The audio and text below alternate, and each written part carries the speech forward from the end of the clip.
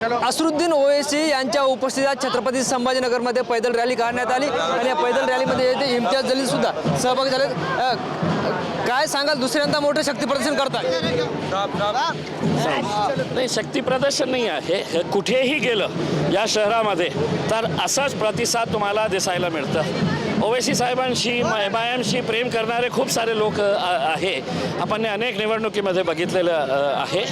तर आज जे पदयात्रा काढलेले आहे, आता एकच दिवस शिल्लक राहिलेला आहे। प्रयत्न आहे आमचा की जास्तीत जास्त एरियामध्ये जाऊन पुन्हा लोकांना हे सांगू की एमआयएमला जिंकण्यासाठी जे काही करता येईल तुम्ही करा आणि एमआयएम पक्षाला विजयी करा। ओवैसी साहेबांनी जे आहे ते छत्रपती संभाजीनगरवर प्रेम दाखवलं होतं, मात्र ज्या पद्धतीने आपण बघतोय निवडणुकीत लक्ष सुद्धा जास्त घातलंय। काय झालं काय? ओवैसी साहेबांनी छत्रपती संभाजीनगरवर प्रेम दाखवलं होतं, मात्र निवडणुकीत सुद्धा जास्त लक्ष घातलंय।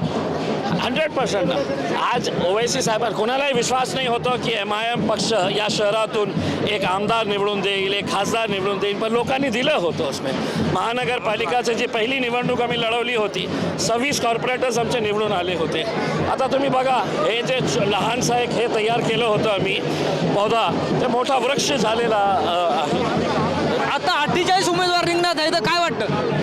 जास्तीत जास्त मी असं म्हटलं की 48 जिंकणार आहे, कारण प्रयत्न तर तेच सुरू आहे। पण आता उद्या मकर संक्रांत आहे, खरं तर एमआयएमच्या मकर संक्रांतीसाठी माझ्या सर्व हिंदू बांधवांना हार्दिक शुभेच्छा।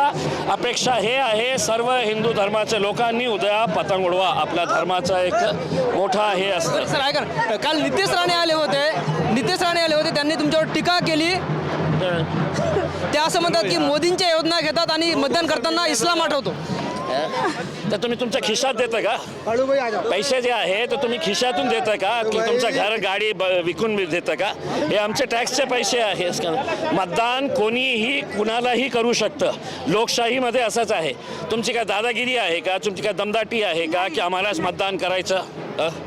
बघा, असं लोकांचा आशीर्वाद आहे आमच्या सोबत। त्या पद्धतीनं ओवैसी असे म्हटले होते की निश्चितच आपण बघतोय आपल्यासोबत एमआयएमचे माजी खासदार इम्तियाज जलील होते, ज्या आज ओवैसी यांच्या उपस्थितीत जे आहे ते शहरात पदयात्रा काढण्यात आली आणि या पदयात्रेत सुद्धा मोठा प्रतिसाद पाहायला मिळतो। आणि ज्या पद्धतीनं काल नितेश राणे यांनी टीका केली होती की मोदींच्या योजना घेतात आणि मत इस्लामला करतात, यावर सुद्धा इम्तियाज जलील यांनी प्रत्युत्तर दिले, तुम्ही तुमच्या घरातून पैसा देतात का, असा सवाल सुद्धा इम्तियाज जलील यांनी उपस्थित केला आहे। Camera person Amit Adesar, Dnyaneshwar Londhe, TV9 Marathi, Chhatrapati Sambhajinagar.